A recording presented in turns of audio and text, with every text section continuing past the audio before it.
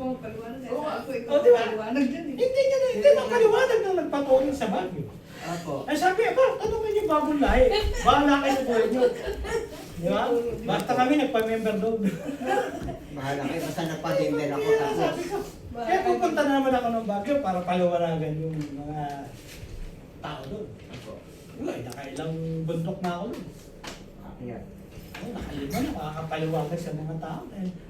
Hindi na naiintindihan, kailangan umupo sa seminar lang. Eto, sandali lang to. May malalim na isang oras. Eh, masasama rin naman natin. Ang mahalaga lang, nakuha nyo na yung basic foundation. Una, yung naglaban ng decision made compromise agreement ay 01 dash po yung nakalaban. Okay? At ang government ay natalo si ma'am. dahil yung 01 dash 4, yung maharlika, kompleto Ay, bukas pa. Ngayon. Para wala na din daw siyang dokumento nila Kasi alanganin. ay bukas. since time immemorial, yung panahon mga dato, halimbawa, bakit tinawag ang Luzon na Luzon Island? Saan kinuha yung pangalan niya? Di ba? May kasali na alam sa history niya. Di ba? Hindi tuturo yan. Dito na ituturo yan. Oo. Hindi kayo makakapasunod. Ayun lang ang tanong. Bakit tinawag na Luzon ang Luzon Island? Di ba? Ay, hindi ko po alam. Ayun. Di ba? Alam ko lang mga... Dahil ang unang may pag-aari ng Kingdom of Maharlika ay si Haring Luzon, Tadjan, Talyan. Kaya Luzon pa yan. Oo.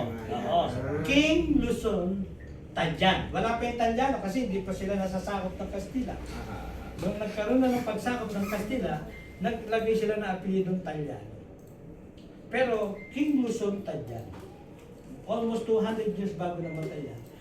At naging anak niya, si Lapu-Lapu. Yung panganay, eldest son, si Lapu-Lapu. Pangalawa ay si Raya Suliman. Raya, sino yan? Raja, ang tawag yan eh, Raja Suliman. Okay? Oo. Yung mga Raja na yan, nagkaroon ng iba't ibang pamilya. Halimbawa, si Raja ay naging anak sila Kandula. Oo. Sila Kandula ang kumontrol ng buong Manila at hanggang Northern Luzon. Naging anak si Magat Salamat, si Felipe Salonga. Oh, baka doon nakuha yung pangalan ko. Kamag-anak niya yan. Di ba?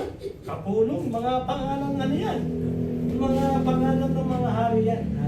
Ayan, sinasabi natin. Talagang merong government. Dahil ang naging government, 13th century pa. Ano ibig sabihin ng 13th century?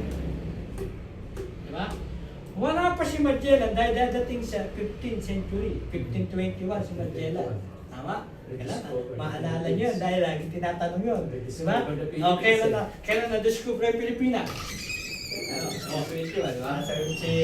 Si Eric Prestas doon.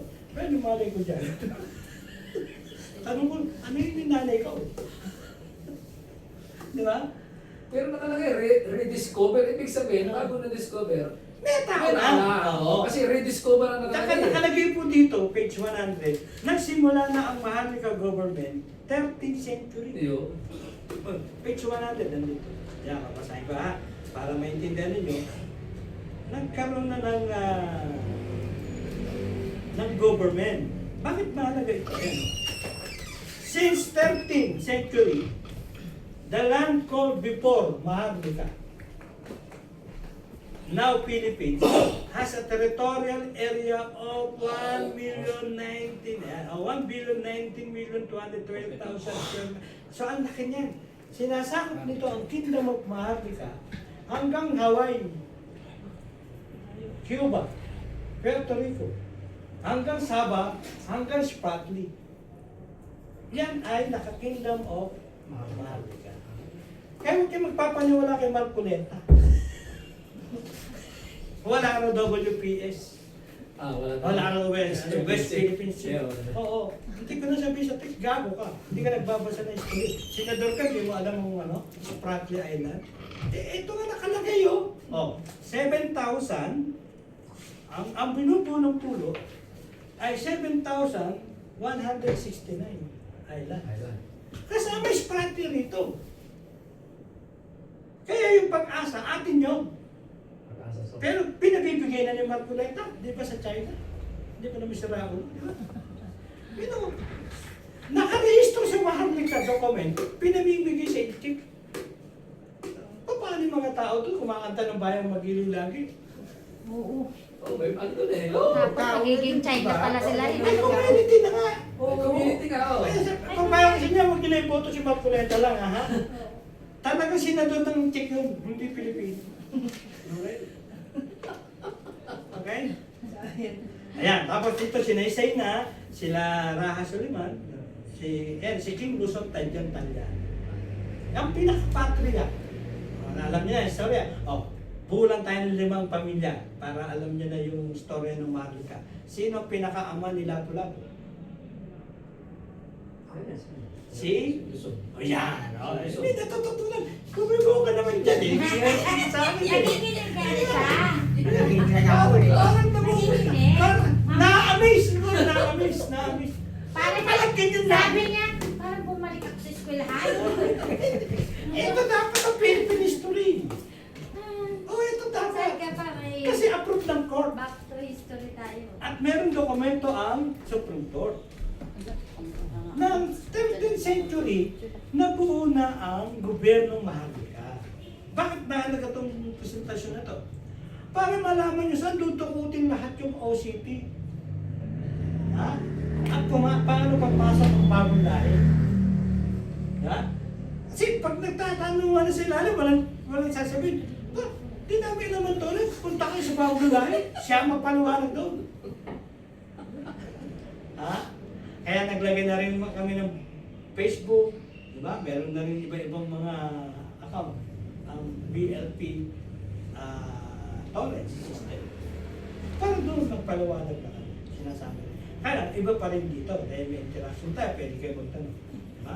So, may 5 pamilya na tayong nabanggit. Si King Luzon, ang pinakaama. Luzon, Tadyan, Talyano. Anak niya sino? Yung panganay, si Raha Lapu-Lapu. Si Raha Lapu-Lapu, ang government na hawak niya ay Visayas, Mindanao. Si Raha Suliman, ang hawak niya ay Luzon. Luzon. Ayan. Northern. So, ibig sabihin, na-control nila yung government. Tapos, ang mga naging anak, kinontrol ni Lacandula ang Luzon. Yung parting NCR hanggang Cagayan Valley. Ito naman si Lapu-Lapu, kinontrol na yung Central Visayas hanggang Mindanao. So marami naging dato. Like for example, dito sa atin, no? Ako ay nabasbasan ng maging dato. Ang tawag sa akin ay ititiris kasi sa amin. Paano babasbas ng pangalan? Taga-Tondo ako. Doon sumilang yung isang anak nila Kandula, si Magat Salamat. Kaya nung seremonya ng dato ay nailabas ang pangalan kong Dato Magat Salamat. Dahil nga apelido ko sa Longga, dinugtong ko doon. Dato Magat Salamat sa Longga. Ayan, ha? So, kilala nila yung kausap nyo, Dato. Ha? Dato, salamat sa Longga. Salamat, oo. Kaya pag aalis kayo, yun ang banggitin ko. Salamat. Salamat sa Longga. Tinawag nila yung pangalan ko, nagpasalamat pa kayo. Okay? Ngayon, yung naging anak ni Raha, sila Kandula. At sila Kandula, may 5 anak na lalaki. Kunin na lang muna natin yung 3. Si Kapulong, si Salonga, at si Magat Salamat. Okay? Dahil dito, lumawak ang government. Ngayon, 13th century yan. Dumating yung mga Kastila, 1521. Tama? Dahil sinasabi pilit, na-discover daw ni Magellan ang Pilipinas. Pero tatandaan ninyo, may sumalubong sa kanya. Pero, dapat kung na-discover mo, walang tao. Ha? Ba't sinalubong ka nila Lapu-Lapu? Sa Limasawa, o sa Mactan. Ibig sabihin, may nag-i-exist ng tao. Kasi yung sumalubong sa'yo, tribo at puno ng mga itak. Tao na. May tao eh. Dapat, bare yung island niya, walang Wala. tao. Yun, tama yun, na-discovery mo. Ang ibig sabihin, hindi totoo yung na-discover. Kaya nagagalit si Lapu-Lapu dahil maglalangrab kayo, mga Spanish. Hilalangrab yung lupa ng mga tribo. Tama? Kaya pinatay na doon pala sa dagat, pinatay na agad si Magellan. Until now, hinahanap nila yung bangkay ni Magellan.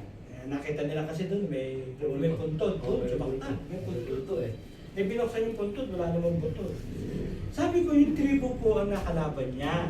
Yung pagtagpas ng ulo niya, nilagay na sa kawali. Ina. Pinirito na. Kinahain na nila. Huwag nilang hanapin, yung tribo po yung nakalaban niyo eh. Kaya, Cannibal? Ano ba yun? Naging cannibal? kaya hanap yung Spanish government para may balik sa Spain yung bangkay ni Magellan, maski buto. Eh, kahit buto wala eh. Sabi ko wala na ho yan, bulalo na ho yan. Ang kinalaban nyo kasi tribo. Mga tao yan ha, sanay kumain ng tao. Ayun, so balik na tayo. Meron nyo malaki na tuklasan. Di ba? Balik muna tayo. Kailan nagsimula ang Maharlika? Government. 13th century.